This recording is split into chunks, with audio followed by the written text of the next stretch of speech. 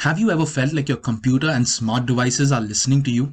Have you ever browsed a website for an item and later found similar advertisements on other websites? This phenomenon is a persistent technology called online behavioral advertising or targeting, also known as OBA. It examines a user's browsing activities, identifies patterns, and uses data analytics and predictive profiling to create digital profiles of these users based on their likes and dislikes. Accordingly, they deploy personalized targeted advertisements that are tailor-made to the consumer's interest. This has revolutionized the online advertising business, but at what cost? These OBA practices use different kinds of cookies and tracking softwares to collect and use consumer data, and this has resulted in major privacy concerns.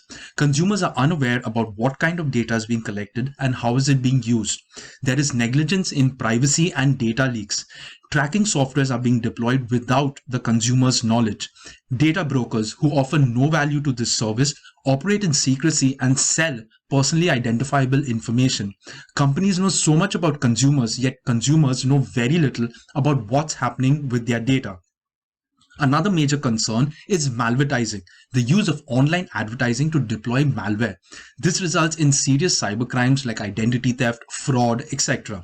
There are some measures that consumers can take, like ad blockers, constantly deleting their cookies, reading the privacy policies, yet they will not be able to completely secure their online data, and their online experience is affected.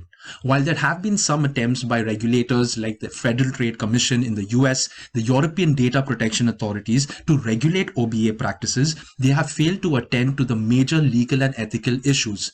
The policies are supposed to provide transparency, but it is only to fulfill a legal requirement. And these policies are continuous scrolls of text that users fail to read or even understand. How will we even know if these consumers are complying to these policies? This brings us to our problem statement. Online behavioral advertising practices have created several privacy concerns and threats with regards to the collection, use, and storage of personally identifiable information. The tools used to harvest this data are unknown to the consumers, and this lack of knowledge about the negligent use is creating a perception that their data is safe and secure. Through our research, we aim to understand consumers' knowledge and perception about online behavioral advertising and online privacy. We aim to review OBA regulations and policies. We aim to develop a standard of regulations that will offer transparency to consumers about the way their data is being used. And we aim to develop an opt-out option that will still provide full functionality on websites. Through the research, we aim to answer questions like, to what extent are consumers concerned about their online privacy? What measures do they take to preserve it? What do consumers think about online behavioral advertising and the use of cookies? How much do they know about third-party collection and use of their personally identifiable information? How transparent are advertisers with regards to their laws and policies and their regulations? And how effective is the informed consent and the opt-out approaches? This qualitative research will be an inductive study based on an interpretive theoretical framework, and we will be using an action research methodology where we will be bringing people together and in open dialogue and address their concerns through a cyclic process of action and reflection. This research includes literature that will address the issues of privacy concerns and regulations in online behavioral advertising. This literature is unbiased and significant in terms of understanding key relevant topics like the privacy concerns, consumer control factors, advertiser control factors, the regulations, and the regulators. There are 8 manuscripts that have been selected, out of which 7 are journal articles and 1 is a consumer survey.